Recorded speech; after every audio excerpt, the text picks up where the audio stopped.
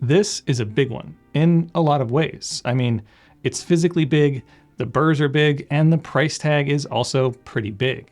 For those unfamiliar, we're talking about the Lagom 01, which sits at the very tippy top of Option-O's lineup. And as you'd expect, it's a serious grinder. With its 98mm or optional 102mm flat burrs, its variable speed control from a leisurely 200 to a blistering 1700 RPM, and a handful of other useful and interesting features. So today, after 4 months of toying around with and testing on the Lagom 01, it's time for me to finally share my thoughts on this beast of a grinder, and where I think it stands out from the rest of the Option-O lineup outside of the obvious, and where I think it also falls short. But first, in the spirit of full disclosure, the folks over at Option-O and I have been friendly for quite some time, and they were kind enough to loan me the Lagom 01 all the way back in March for me to test and review. But of course they agreed to my terms of no access to the contents of this video prior to full public release. But with all that out of the way, we're going to dive right into this massive review after a quick word from this video's sponsor, Standart magazine. If you're into coffee, its culture, and learning about the world around it, Standart magazine is the perfect addition to your brew bar or coffee table. With quarterly releases, they shed light on issues both inside and outside of the cafe, highlighting people who elevate the industry, and deep dives into new ideas around all things coffee. To sweeten the deal, each issue also includes a sample of coffee from some of the world's best roasters, to give you the full sensory experience. You really can't beat the combination of fresh coffee and fresh print. So what are you waiting for? Head on over to standartmag.com/Sprometheus, use the link in the description or code Sprometheus at checkout to snag $5 off your very own subscription of Coffee and Culture, shipped direct to your door, nearly anywhere in the world with a money-back guarantee. And if you're still on the fence, you can actually try Standart today for just the cost of shipping. There's not a whole lot to lose, and a whole lot to gain. When it comes to the 01, it's probably not going to be a shock that the topic of size is going to come up quite a bit. And it is a bit of a double-edged sword, but we'll get more on that later on. But for now, because this grinder has some unique design features and workflow and stuff like that, let's actually do a quick overview. So starting at the top, you've got the multi-purpose adjustment dial / dosing funnel, which of course is stepless and measures 7.5 micron per notch. And of course it has a large chamber, which can hold up to 300 grams of whole beans. As I mentioned earlier in this video, as standard, the 01 comes with a 98mm set of burrs, but in this case, I have the optional set of 102mm in-house designed Meissen blind burrs, powered by a commercial grade DC brushless motor with a massive peak wattage of 1300. The burrs themselves are aimed at working best with modern light roasted coffees in all brewing applications, producing, in their words, not mine, elegant acidity supported by sweetness, and of course a good amount of clarity and juiciness. Which of course is something we'll delve into a bit deeper a little later on in this video. When it comes to getting inside the grinder, much like all the other Option-O line, it can be done simply and without tools. Just set the adjustment dial to 0, and then lift up on the outer ring that sits just below it, which exposes the assembly. From there, it's just a matter of rotating and unscrewing the entire dosing chamber portion and lifting it off the grinder. Then just lift the upper burr carrier out, giving you access to both the static and the rotary burr sets for cleaning. Working our way down, in the center of the body sits a small knob that's attached to the dosing chute that helps knock retained grinds loose. And the grinds themselves can either be dosed into a large magnetic dosing cup or directly into a portafilter using a magnetic fork set that sits on the same magnets as the dosing cup. Finally, there are 2 power buttons, a manual on-off switch that sits up top, and an auto setting that purges by ramping up the RPM for a brief moment prior to turning off.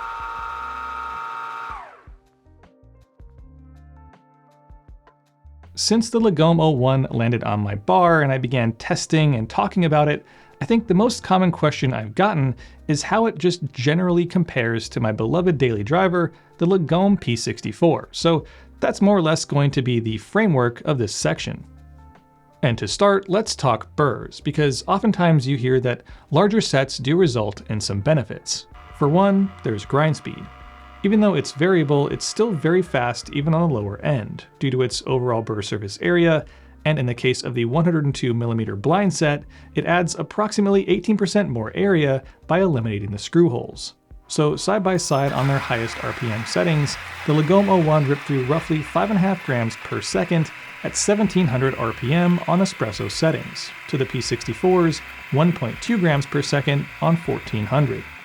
So if you do the math, or maths as my friends across the pond would say, the O1 produces a whopping 4.3 grams more per second, with an increase of 38 more millimeters in size and 300 more RPM.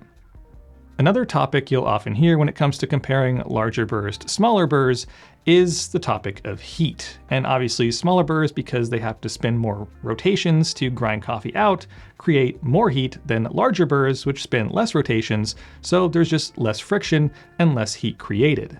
But in my tests, that seems to only affect grinding in much larger batches than your average home barista, since a relatively normal 20-gram espresso dose ended up peaking a few degrees hotter on the O1 versus the P64.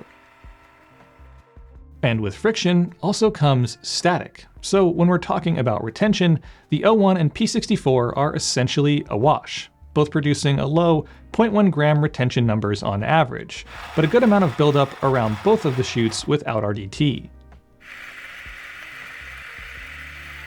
And of course, just like heat, speed can also have an effect on the particle distribution. So with the SSP multipurpose burrs on the P64, which are aimed at a similar cup profile as the Meisens in the O1, I set up both grinders to run at approximately 1400 RPM based on their factory speed charts, and adjusted them to similar grind sizes. So as you can see, between the O1 and P64, they gave a very similar median particle size, with 289 micron on the O1 and 291 on the P64. Beyond that, their percentages were also very similar, with both grinders landing between 82 and 80% of their samples in the fine range. And when it comes to their particle size distribution chart, you get an even better view of just how consistent these grinders are, but where they differed a bit more is in the standard variation. The P64 with its SSP multipurpose burrs does eke out a slightly tighter uniformity, with 205.6 to the O1's 229.4. And finally, let's talk extraction and flavor. And in this section, I'm going to focus mainly on light to medium roasts brewing espresso, because that's what I make about 99.7% of the time, though I will say that filter applications do follow similar trends.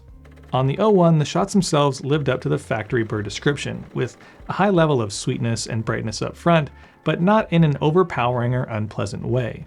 The body itself was a little thin and faded quicker than I'd usually prefer for espresso, but it did have a nice aftertaste and highlighted more of the nuanced flavors in the cup, as well as performing well outside the cup with a more than acceptable average extraction percent, peaking above 20% on lighter roasts. When it comes to the P64 using a pair of SSP multipurpose burrs, the espresso shots were fairly mild up front in comparison. There was no particular angle that was in your face, which created a very balanced shot overall, and the mid-range was very smooth and drinkable, with a bit more body than the O1. Its extraction percentages were also right on par with the O1, again hitting averages above 20% on the same coffees and recipes. In the end, my palate does lean more towards the brews I made on the O1, but I don't think that's because of the burr size and more so their geometry. So this is me formally asking Option-O, please produce those burrs in 64mm, thank you in advance.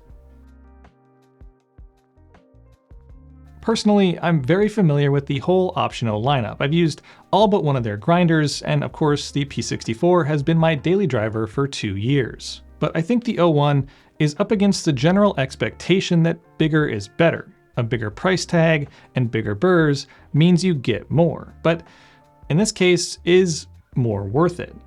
Especially when you're comparing it up against the smaller, roughly $1,000 cheaper, and in my opinion, at least based on the tests I did in this video, just as effective of a sibling, the P64. Of course, I can't finish this video without saying that the O1 lives up to the overall expectations I have from their grinders. Its design is minimalist and subdued, its fit and finish is sturdy and clean, and the coffee it produces is delicious and well extracted. But honestly, as much as I like the O1, I like the coffee it produces, and I like just looking at its burrs because they're just huge, and I don't know, there's something about them, they're mesmerizing, but I can't really say that it's a great home grinder, and it's just better suited for a commercial environment. Now that's not to say that if you want one and you can afford one, you shouldn't get it or you won't like it, but in my mind, the tagline on the Option-O website for the P64 says everything you need to know. Not too much, not too little, just the right amount. But on that bombshell, I think it's time I start wrapping this one up, and as always, pass the conversation on to you. So what are your thoughts on the Option-O Lagom 01, the P64, and the age-old debate about larger burrs and their possible benefits? Do you think that the incremental differences outweigh the costs? Drop your answers to those questions and any others you may have in the comment section down below. And as always, I'll see y'all in the next video.